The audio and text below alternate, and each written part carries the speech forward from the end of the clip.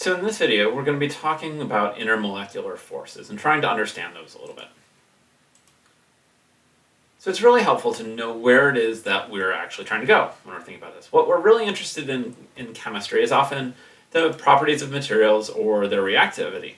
But we're often starting at that point from thinking about, well, what's the molecular formula? We've already done some work here, and you may have already seen part of this slide, which is we figured out Lewis structures, which informs us about formal charge and resonance structures, and that tells us something about the material reactivity, right? We know that things that have other resonance forms tend to be a little bit more stable, a little bit less reactive. But we've also looked at molecular shape and bond polarity and how those affect molecular polarity, and that actually can have a direct impact on the material reactivity as well.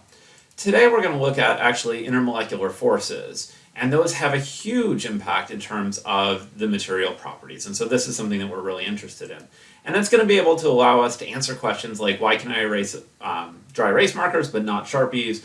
Or why does salt dissolve in water but not oil? And so lots and lots of observations that we make about the world around us are really what we can address through intermolecular forces, which actually makes this one of my most favorite topics to really talk about.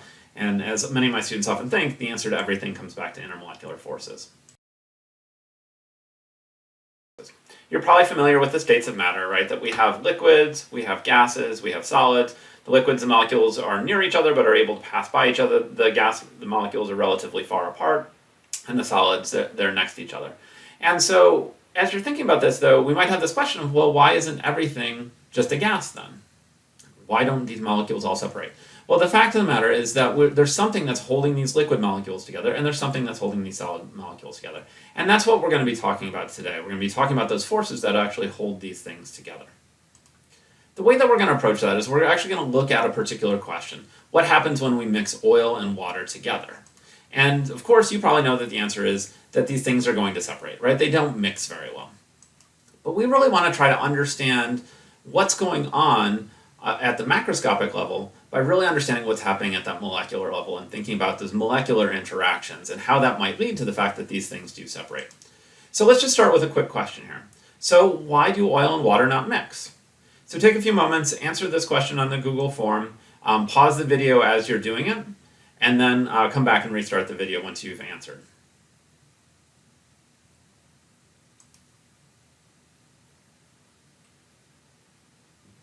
So hopefully you've answered that question now. So let's see if we can start to work into that and try to get a little bit of an understanding here.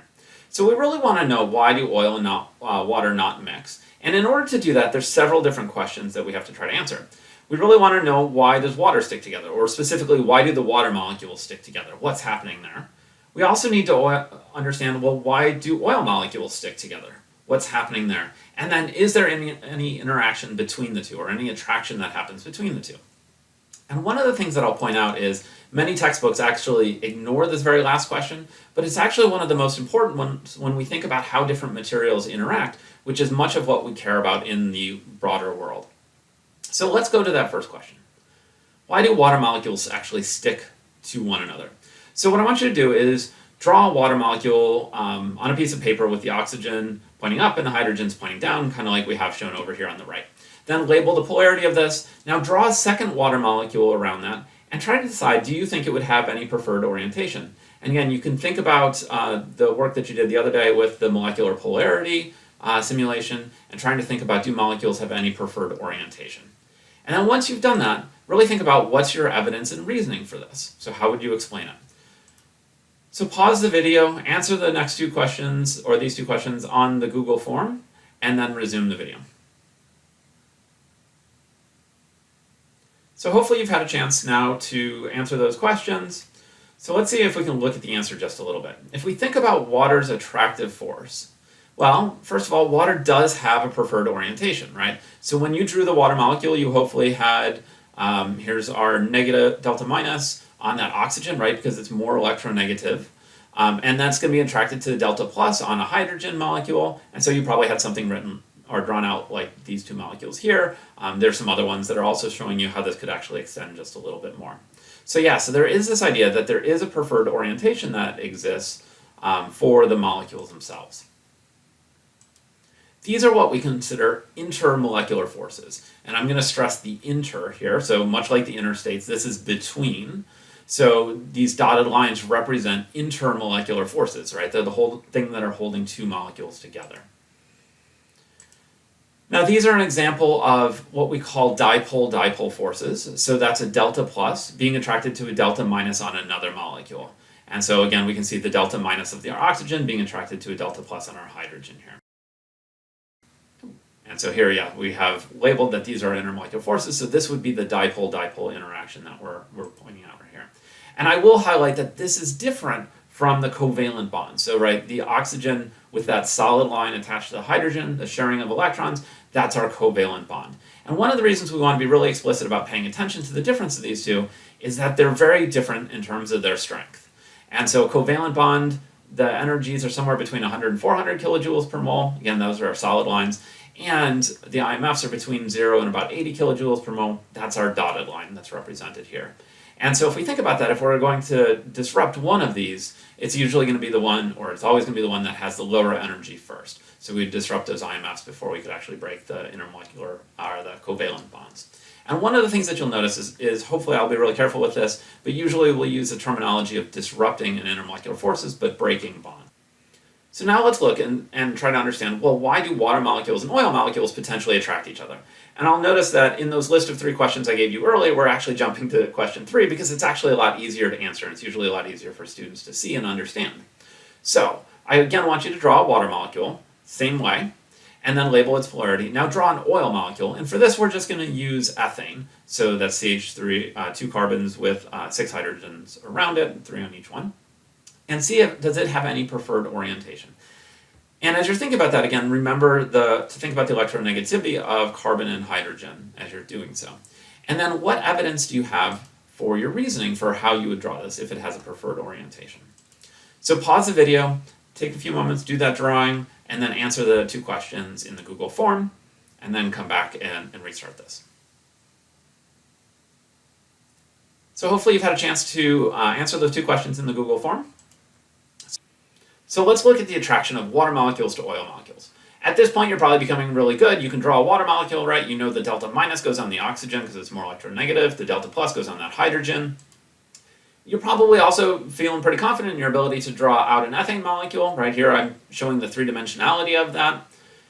And around this molecule, we know that this is a nonpolar molecule. So those electrons are going to be relatively evenly spread around, right? There's going to be this electron cloud.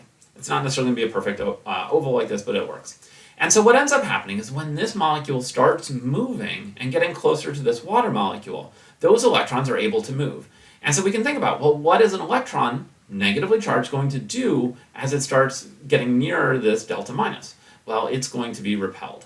And so as this molecule moves closer, the electron cloud in general is going to shift away just a little bit.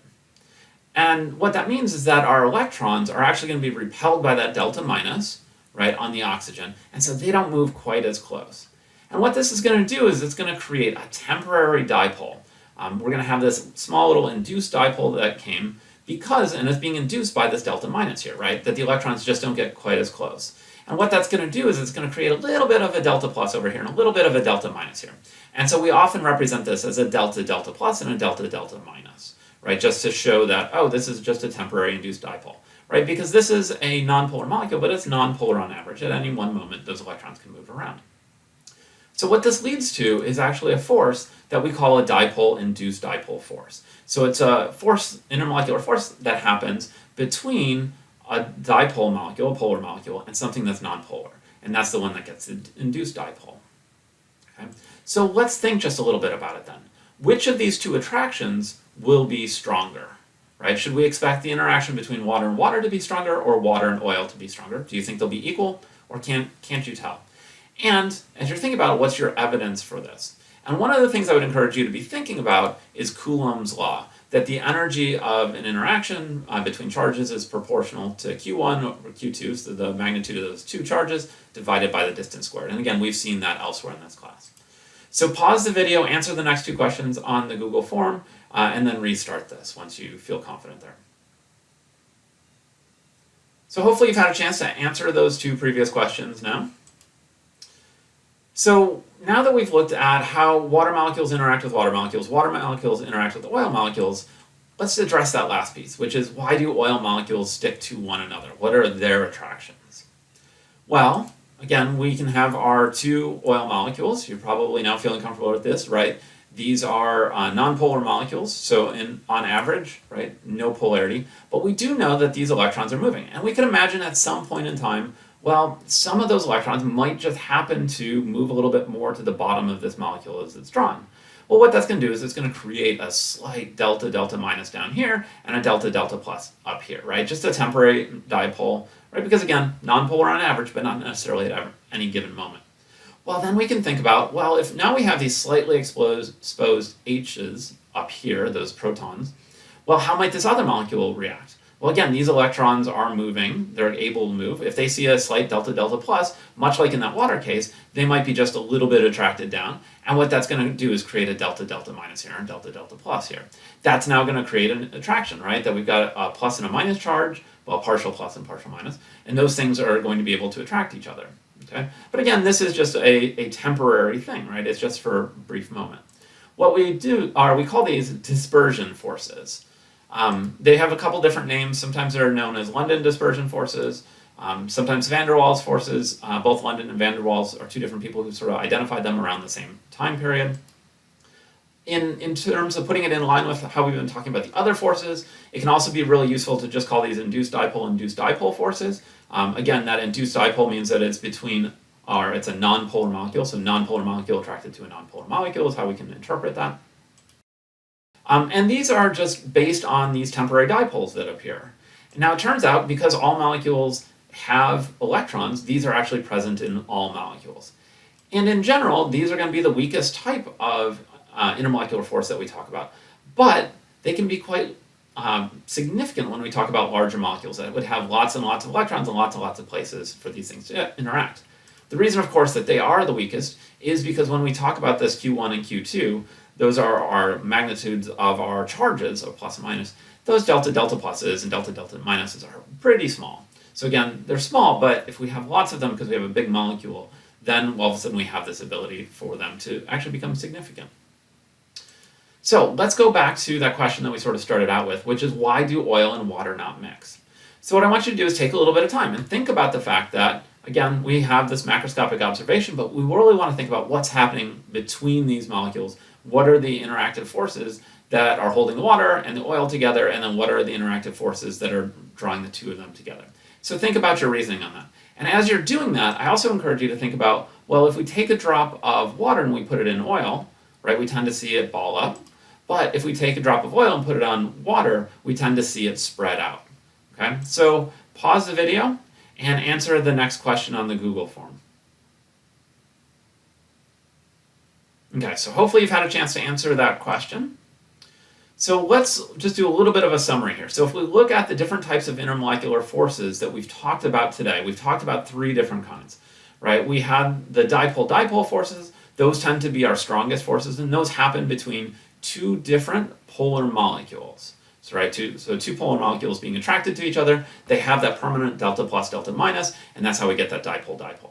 If we have a polar molecule being attracted to a nonpolar molecule, so induced dipole, what we end up seeing in that particular case is a little bit weaker forces, and here's an example. And this actually happens because, again, we have those electron clouds, and those are what we call polarizable, which means that they can move, they can respond to an incoming charge. And then the weakest of them that we have are the dispersion forces, or the London forces. And again, what we see there is that's because those electrons can move. We have those polarizable electron clouds, and those generally tend to be a little bit weaker. Though again, if we have a large molecule, we can have lots of those forces, and so it can actually become relatively significant overall. And so what we've seen is really that the polarity is important when we think about the kinds of intermolecular forces that we have. And what I want you to think about as we're looking forward just a little bit is, well, what types of physical properties might actually be influenced by these intermolecular forces? Okay, so take just a few moments and answer the remaining questions on the Google form.